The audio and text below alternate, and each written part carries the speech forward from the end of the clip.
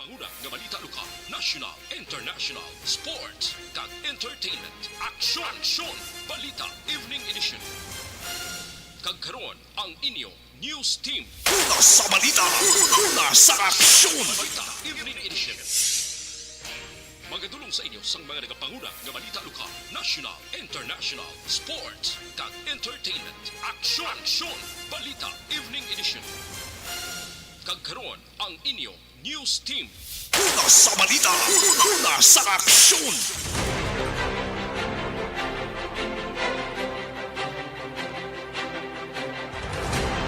Bayong gabi syudad sa Bacolod, Western Visayas, kag bugos nga Pilipinas. Welcome na sa pagmangalagad sa aksyon na Balita Evening Edition. Karon nga adlaw Lunes, Desyembre 12, 2022.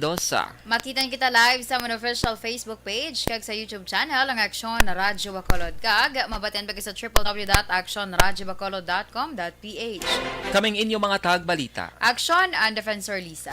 Kag Action Dale Salazar para sa mga pangulong dinalan na una kita sa mga balita lokal. Suspect sa paghimulos kag pagpatay sa 16 anyos nga babayi ginako ang krimen. Utso tubtub 10 minutos nga interval sa pagpalabay sa mga truck sa checkpoints sa plano himuon sang bitaw. Sa balita national, unang adlaw sang COMELEC registration na nangin matawhay. IRR sa SIM Card Registration Act ginpagwa na. Una sa balita, una sa aksyon.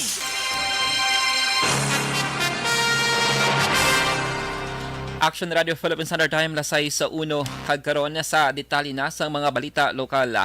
Ginako ni Alan Tingo, legal ang edad kag residente sa Hacienda Cornel 2 sa Barangay Kabahog, siyudad San Cadiz nga siya ang nagpatay sa grade 11 student kinasapuan sa kilid sa isa ka sapa.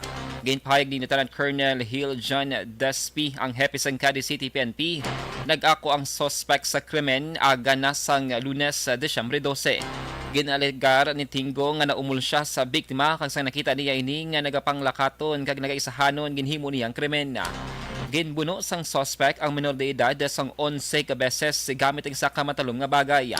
Ginpahayag ni Despi nga nakita man sa kapulisan nga may ginakuuma nga buhok ang biktima sang siyang nasapuan kag mahimo ini nga ipaidalom man sa examination na good magamit bilang ebidensya. Apisar nga nag-self-confess ang suspect, wala na nagpatawag pa sa abogadong kapulisan bangod nga suno sa hepe. Antes pa man siya nga mag-ako, nagwa na silang investigasyon nga siya ang ginatudo suspect sa krimen. Nagapabilin karon nga preso sa custodial facility sa Cadiz City PNP ang konsitinggo kag natalana nga pasakaan sang kaso. Actually, nga naumol daw siya eh. Naumol na bata siguro. Then, tungod ang opportunity, nakita niya ang bata nga nag-agi, nga isa lang, amuto nga time, hindi pa medyo dulom na. Siguro natubo ang malayan niya paminsaron sa iya. Nabatian si Lieutenant Colonel Hill John Dasping Hepe sang Cadiz City PNP. Magasugod na sini nga semana ang inspeksyon sa Negros Occidental Police Provincial Office sa mga balaligyan sa palupok sa probinsya. Suno kay Police Lieutenant Genesis Catalog ang spokesperson sa NOCPO, kalakip ini nga tikang sa implementation plan sang Uplan Ligtas Kapaskuhan 2022. Dugang pa ni Katalogo target sang kapulisan nga masiguro nga wala sang ginadominian nga palupok ang ginabaligya sa probinsya. Kung madumduman ang mando, kumpiyansa naman ang NOCPO nga wala sang mabiktima sang palupok sa nagahilapit nga Pasko kag bagong tuig.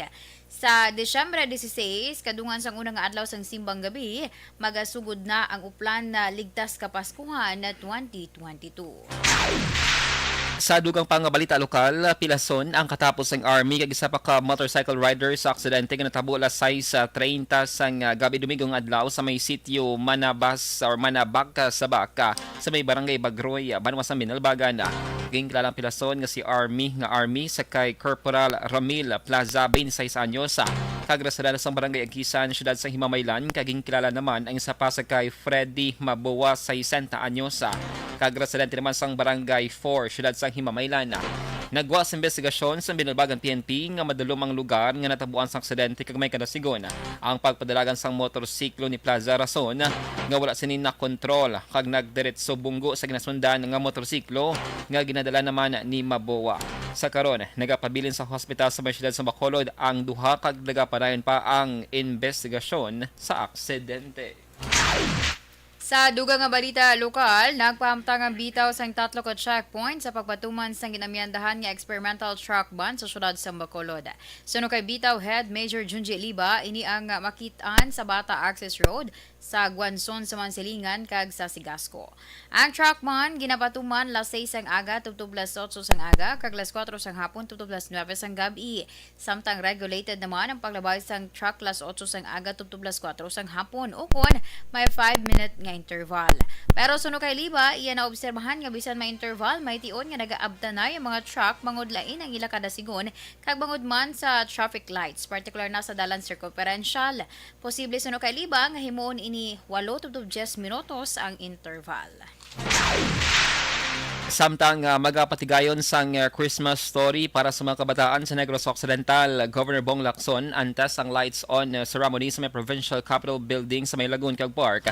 Boss nga Dlaw Martes ginpahag ni Provincial Administrator Attorney Refrando Diaz II ilagin imbitar ang mga kabataan na gud magpamati sa istorya nga ipresentar sang gobernador may kang tanan man sa Pasko. Ining patigayonon sa skating rink sa Lagoon nga ginpatahom pagiman sa pagpahamtang sa mga Christmas lights ug decorations.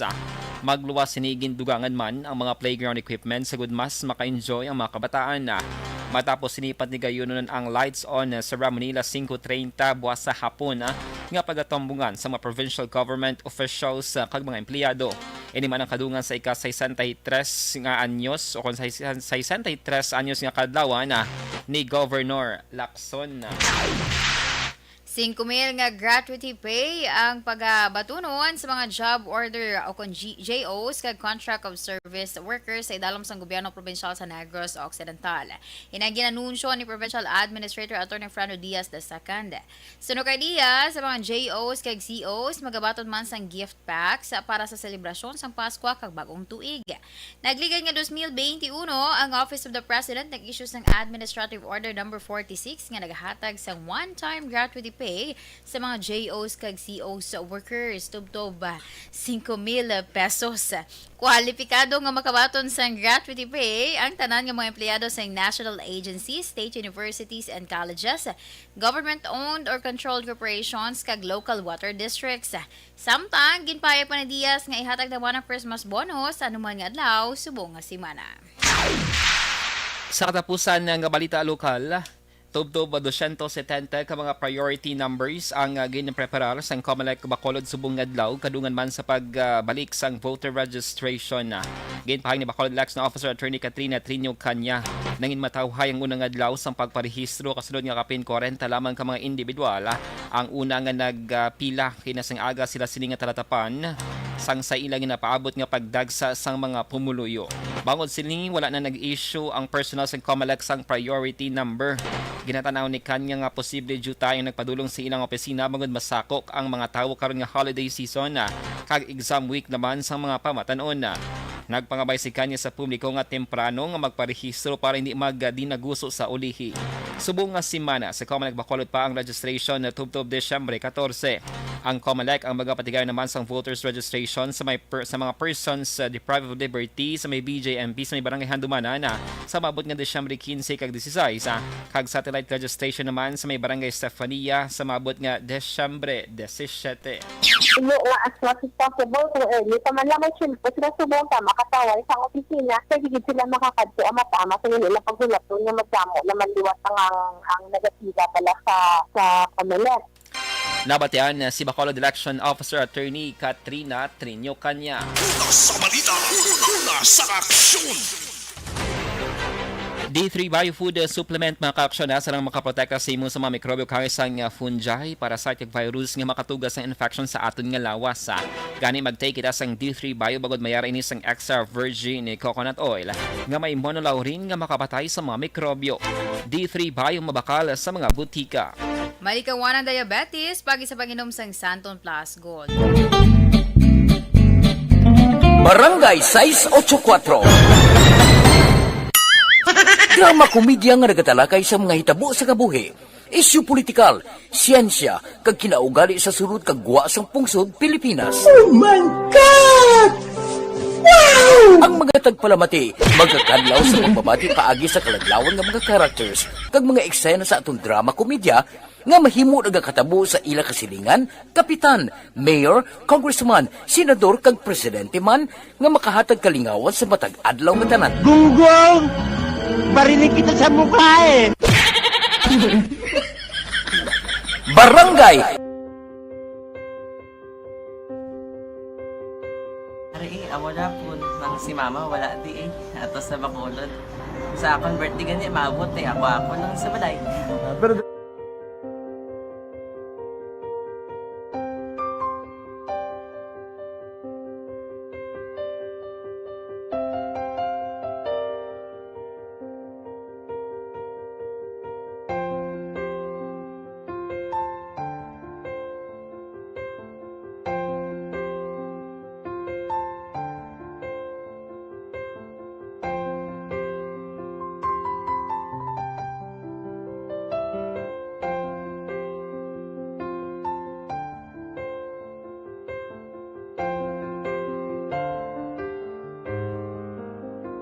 kamusta man? Amo na would like mayara gid na butang sa module nga i-search mo tapos bala mayara nga ilang taon mo sa YouTube. Di way ka man gamitan. Ti laktawan lang danay. Tapos, ano naman, ublaw ng dason. Brown na dason singaw na pasensya ma'am. Paano ka nakapadala sulat? Nagulam na ko sa akon nga friend nga si Regine bala. Sa kay ay. Nang wala ka cellphone. Wala mo sa ina. Pero sino to Facebook? Imo to Facebook. Bali, paano ka nakabalo nga may... Hindi kasi sugad ni Lola sa akin. Siya nagtulong sa akin nga kamo bala nang nabatian niya sa Action Radio sang aga gito. Oo. Yung ba niya nga isulat ko kung anong imukon. Nang pag sa page, i-like, i-share.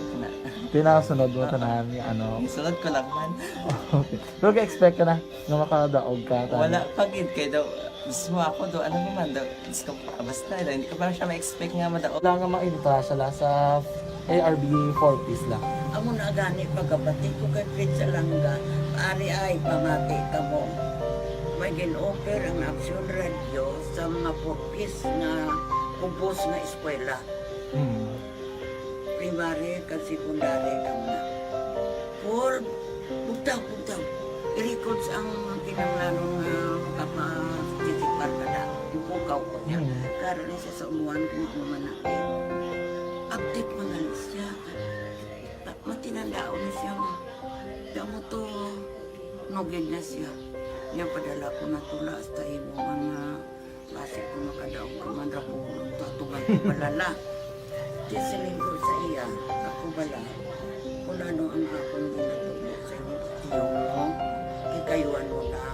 Pagdason, ang Action Radio, amo na siya ang toy-toy sa akon. Manakabati ako kay tungod nga idol kong Action Radio nga permi ko na nga pamati hasta magapon. Kung itandaan ko nga program nila, mga angkormanda, tisilin ko pasalamatan tagin ng Action Radio. Kaya pag-upin siyang panawagan, nabatian ko dayon. Kag nabuligan, kag nadala ka sa takpay. Dapat mong ginanga pamasalamatan ang Action Radio, ang tanan na reporter diratay. Kung wala ako nagapamatik kami sa Action Radio, wala kakaabong sa premium sa Action Radio. Kaya wala kita kapamatik. Tungod sila kaya ako sa Action Radio. Maskin gubaon na nakabati ko. Iyan na tanong sa Diyos ang pag-ubay na pamati ka. Kaya nga mo ito nga pag-abay ko. Pwede sa lang agi kaya nga mo ito. Umanak lang. Dako na bulig siya. Kabulig din siya kay magamit mo sa module mo. Kung sample, mag-research ka mo. Hindi ka na mabudlayan. Nga maka-research ka. Sige, ano ba salamatan ka? Madam, salamat sa iyong action, John Diaz, sa tanan-tanan nga sa action. Madam, salamat sa inyong cellphone sa bong. Dapat pa ka mabuligan. Okay. Ano message mo sa iba nga mga estudyante? Para sa iban man nga estudyante, hindi man ka maguntat kay tanan-tanan may pagsubok man na mo. Basis lason, inyong man time nga makaswerte. Makadaog. Ano ang ba mo kay Lola mo nga siya nag-ano sa inyo? Siya ang nag-ano sa akon nga masiling nga mapadalaman sa istorya. May gusto kay hambal sa iya, pasalamatan na be. Last salamat na. Ay, tangan sa iyo, naka-cellphone gid ko. Tulungan.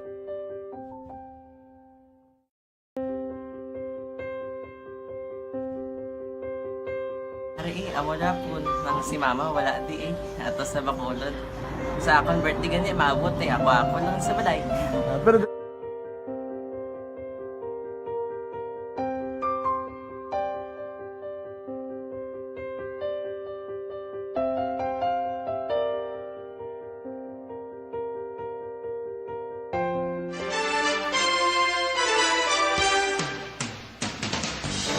Action Radio Philippine Standard Time, lasay sa 15, kagkaroon sa detalye na sa mga balita nasyonal.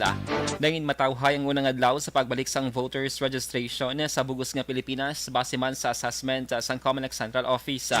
Ginehemplo ni COMELEC spokesman Rex Laudianco ang istorya sa isa ka persona nga magapadulong sa abroad pero nakaparehistro pa sa sulod lamang sang 10 minutos.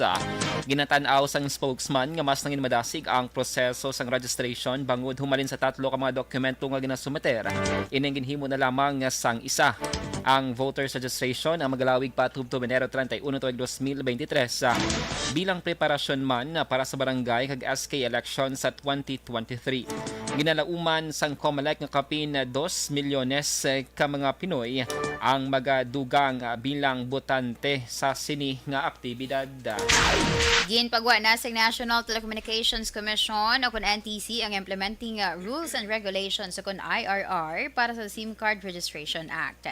Sa idalom sang hagna, may penalidad nga tubangon ang telecommunications company kag subscribers nga hindi magsunod sa layi. Sanig man sa IRR, ang telco subscribers nga hindi magkaparehistro ma-deactivate na ang ilang SIM card. Dugang pa, ang telco operators naman o kun public telecommunications entities o kun PTE nga magpamalibad nga irehistro ang ilang mga subscribers nga wala sa nagakaigo nga rason mahimo magmulta sang tubtub 1 ka milyon ka pesos. Sa pagparehistro, kinahanglan sang subscriber nga magpresentar sa iyang litrato kalakip ang valid government issued ID.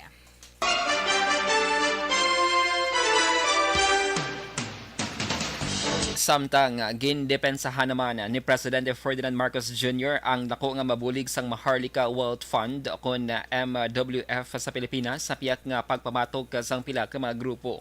Ginpahag sang presidente nga kinahanglanon sang Pilipinas sang dugang investment kag may iban nga paagi agud makuha ini. Sa ginadusong nga pagtukod sang Maharlika Wealth Fund, tugutan ng gobyerno nga mag-invest sang surplus reserves sa real estate kag financial assets. Sa inisyal nga ginadusong nga hagna tugutan nga mag-invest sa ilang pondo agud mas mapatubo ini ang government financial institutions. Lakip na diri ang Development Bank of the Philippines. Ginpahayag ni Alliance of Concerned Teachers Party List Representative Franz Castro nga may posibilidad pa nga ilakip sa ginaduso nga Maharlika Investment Fund o kun MIF ang pondo halin sa GSIS kag SSS bisan ginkakas ini sa ginamyandahan nga hagna. Suno kay Castro, ginkakas lamang ang GSIS kag SSS nga pagakuhaan sang pondo agud maghagan-hagan ang kaakig sang publiko. Apang kun basihan ang hagna, nagapabilin nga bukas para sa insurance system ang paghatag pondo sa MIF. Patag pa ni Castro, mahimo pa nga mabalik ang GSIS kag SSS agud kuhaan sang pondo tungod sa provision nga nagasiring nga pwede magkuha sang dugang nga pondo ang MIF gikan sa pribado nga mga korporasyon.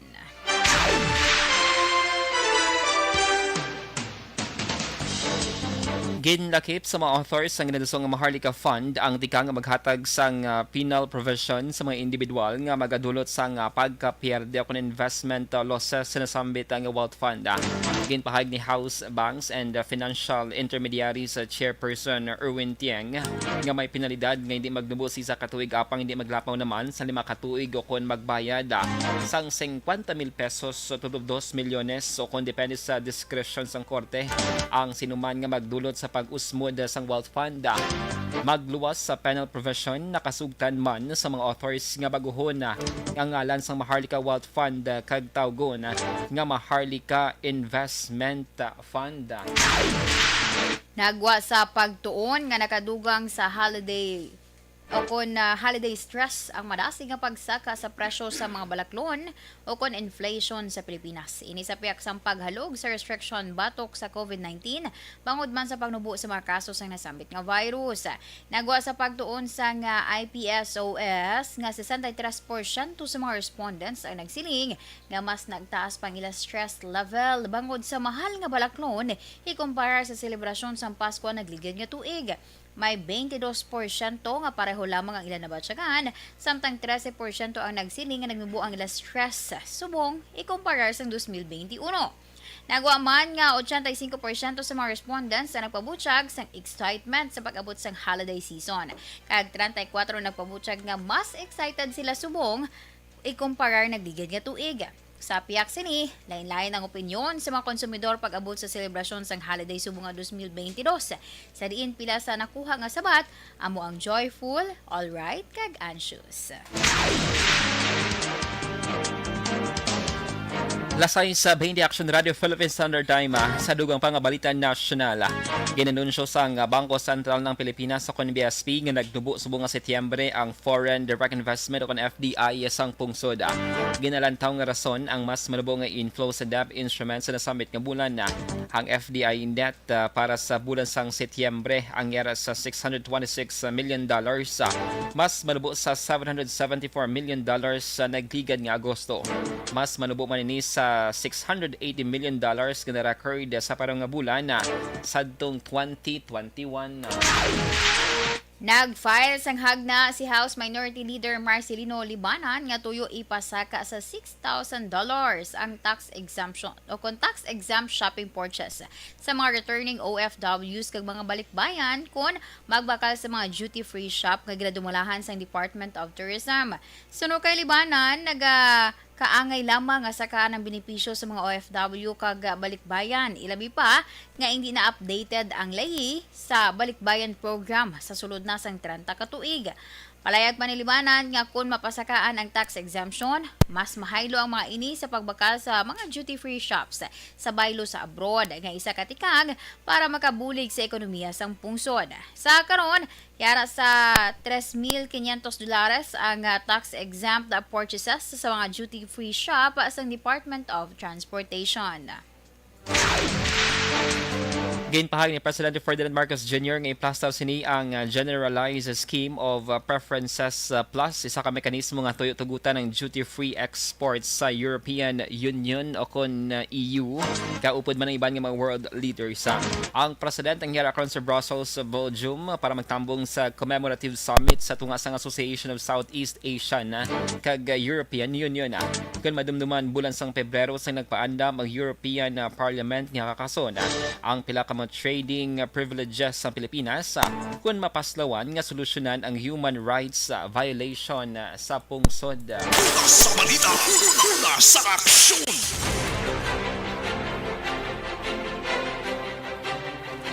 Action Radio Philippine Standard Time, alasay sa 23. Inyo nabatian ang kabugusan ng mga balita sa Action Balita Evening Edition. Kag para naman sa aton sa Christmas Countdown Action-an, mayroon na gid lamang sang 13 days left antes ang adlaw sang Pasko. Kag syempre 20 days. Pakanta ka na? Ha? Dugay-dugay mapakanta ka ng 12 days of Christmas na. MP3 ko lang, di lang tingog ko. Oo, pareho ta. Ay buday naman sa magulan action-an. True. Hindi natong gusto nga magbalik si Odette, nagligad nga tuig. May arap na subong si Rosa. Okay, basta magbalik si Odette kag maghambal siya. Sorry. Di ba? Anyway, sa 20 days left mga kaksyon antes ang New Year's Day. Kag inyo na batian ang kabugusan ng mga balita sa Action Balita Evening Edition. Karon nga adlaw Lunes sa Desyembre 12, 2022. Salawat kaming inyong mga tagbalita. Action and Defensor Lisa. Kag-Action Day, Salazar, una sa balita, una sa aksyon, sa Bacolod Action Radio. This portion